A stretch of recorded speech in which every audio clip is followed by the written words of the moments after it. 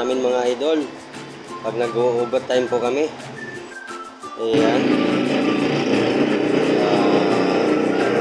Punas po ng mga tubo sa parking area. Kasi malikabok na. Kailangan siyang punasan para hindi nakakaya sa mga nagpa-parking. Baka mamaya masilip nila yung mga tubo dito sa parking na sobrang dumi. Kaya pinapalinisan sa amin. Kaya malaking tulong po sa amin to mga idol pag may overtime. Kahit paano dagdagan po yung sahod namin. Saka para din may dagdag allowance. Saka mayroon din po tayong pang bayad sa mga pautangan, no?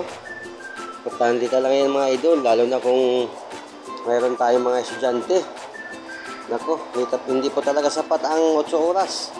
Kailangan po talaga mga idol. What? Oo. Kaya kailangan talaga namin na may overtime araw-araw. Kahit pagod na, kailangan tiisin para sa pamilya mga idol. Ayan mga idol. Tuloy-tuloy lang po tayo kasi kailangan natin sipag at syaga, idol, kasi para sa pamilya natin, no? Wow! Kaya kahit alikabok na yung mukha mo, wala, sige lang. Tuloy lang, kayod lang. No? Saka matagal na tayo hindi nag-awi, idol. Hindi ko alam kung kailan ako mag-awi sa probinsya. Namimiss ko na yung mga anak ko. Kailangan ko lang talaga magsikap para sa kanila. Hirap talaga ng buhay ngayon mga idol. Nakikita naman natin pag pumunta ka ng palengke, sobra. Pag 1,000 na yung bitbit mo, iwan ko lang kung may maibalik pa sa bahay. Iwan ko lang kung may maibalik pa na sukli yan. Pagtawanan lang yan sa palengke.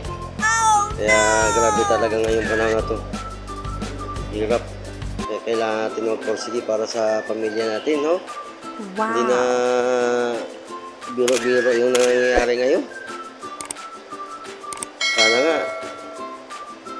bumaba ang presyo ng mga bilihin, lalo na yung bigas. Yan ang importante. Di bali na walang ulam, di bali na magulay ka na lang, no? Huwag natin pangarapin yung masasarap na ulam. Bagay, masarap din naman yung gulay pag sarapan mo pagluto, no? Ganun talaga ang buhay natin talaga nito. Kaya shout out sa mga kapwa ko custodian. Laban lang po tayo, no? Lalo na yung mga bago lang nagbablog. Mga baguhan lang. Ayan, ito po yung mga idol, yung minsan tapos na kasi kami nito yung nakaraang araw to. Overtime kami, ganito yung overtime po namin. Nagpupunas po ng salamin. Ayan po. Sa ngayon, tapos na po ang pagpupunas po namin salamin. Kaya doon na kami sa may parking area na nagpupunas po kami ng tubo. Ito, tapos na po ito.